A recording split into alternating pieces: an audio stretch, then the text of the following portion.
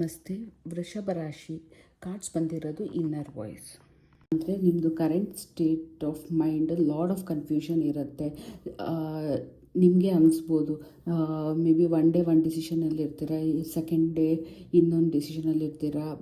ಇನ್ನು ಕರೆಕ್ಟಾಗಿ ಹೇಳ್ಬೇಕಂದ್ರೆ ಅವರ್ಸ್ಗೆ ನಿಮ್ಮ ಡಿಸಿಷನ್ಸ್ ಚೇಂಜ್ ಆಗ್ತಾ ಇರ್ಬೋದು, ಯಾಕಂದರೆ ನಿಮ್ಮ ಮೈಂಡಲ್ಲಿ ಲಾಡ್ ಆಫ್ ಕನ್ಫ್ಯೂಷನ್ಸ್ ಇದೆ.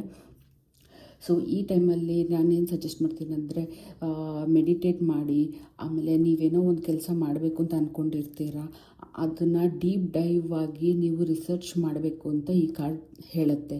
ಮೆಡಿಟೇಷನ್ ಒಂದು ಪಾರ್ಟು, ಬಟ್ ಅದ್ರ ಜೊತೆ ನೀವು ಏನು ಟಾಪಿಕ್ ಇದೆಯೋ ಅದನ್ನು ಡೀಪ್ ಡೈವ್ ಆಗಿ ರಿಸರ್ಚ್ ಮಾಡಿ.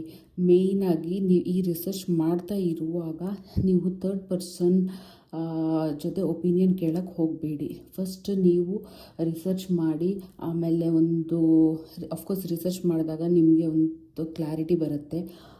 ಆಮೇಲೆ ನಿಮಗೆ ಬೇಕಂದರೆ ನೀವು ಥರ್ಡ್ ಪರ್ಸನ್ ಇನ್ಪುಟ್ಸ್ ತೊಗೊಳ್ಳಿ. ಅಲ್ಲಿ ತನಕ concentrate on yourself. Thank you.